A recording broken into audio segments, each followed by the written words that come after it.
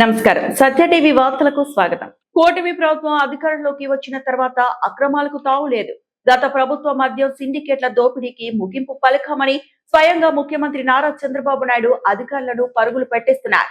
నాణ్యమైన మద్యం సరఫరా చేయడమే మా లక్ష్యమని పదే పదే చెప్తున్నారు. కానీ క్షేత్రస్థాయిలో ఏం జరుగుతుంది? సీఎం ఆశయాలకు అధికారులు, కొందరు నేతలు ఎలా తూట్లు పొడుస్తున్నారు? కృష్ణా జిల్లా పామరు నియోజకవర్గంలో ఇప్పుడు పుట్టగొడుగుల్లా బెల్ట్ షాపులు వెలిశాయి. Cheap liquor ఏరులే పారుతోంది. ప్రతి గ్రామంలోనూ అనుమతి లేని అక్రమ మద్యం దుకాణాలు యథేచ్ఛగా నడుస్తున్నాయి. అసలు ఈ బెల్ట్ షాపులకు గ్రీన్ సిగ్నల్ ఇచ్చిన ఆ అదృశ్య శక్తి ఎవరు? గతంలో విజయవాడ కేంద్రంగా కల్తీ మద్యం తాగి ఎంతో మంది ప్రాణాలు కోల్పోయిన దుస్థితిని మనం చూసాం. గతంలో ఇదే పామరు నియోజకవర్గం కాజా గ్రామంలో కల్తీ బీర్ల కలకలో రాష్ట్ర వ్యాప్తంగా సంచలనం సృష్టించింది. మళ్ళీ ఇప్పుడు అదే ప్రమాదం పొంచి ఉందా? అసలు ఈ బెల్ట్ షాపుల వెనుక ఉన్న ఆ అధికార పార్టీ నేత ఎవరు?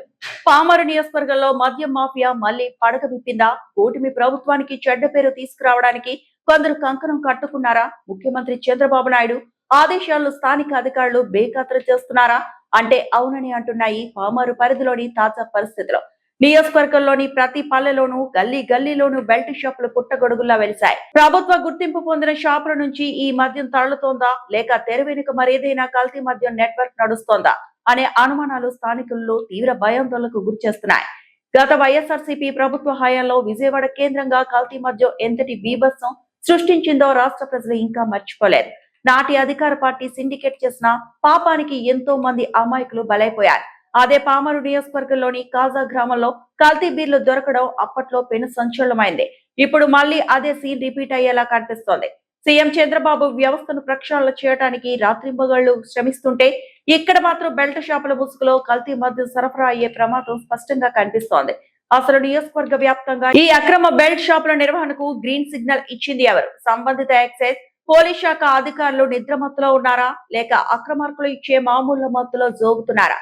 ప్రతి గ్రామంలోనూ ఈ అక్రమ దందాను నడిపిస్తూ తానే నియోజకవర్గ అధికార పార్టీ పెద్ద దిక్కునని చెప్పుకుంటున్న ఆ నేత ఎవరు? ప్రభుత్వానికి, పార్టీకి చెడ్డ పేరు తేవడానికి సొంత పార్టీ ముసుగులోనే కుట్రలు జరుగుతున్నాయా? అక్రమ బెల్ట్ షాపుల నిర్వాహకులారా, మామూలు మత్తులో మునిగిన అధికారులారా, హెచ్చరిక. సత్య టీవీ మీ అక్రమాల గుట్టు రట్టు చేసేందుకు క్షేత్ర స్థాయిలోకి వస్తోంది. ఈ బెల్ట్ షాపుల వెనుక ఉన్న అసలు సూత్రధారులు, పాత్రధారుల జాతకాలు త్వరలోనే బయటపెడతా.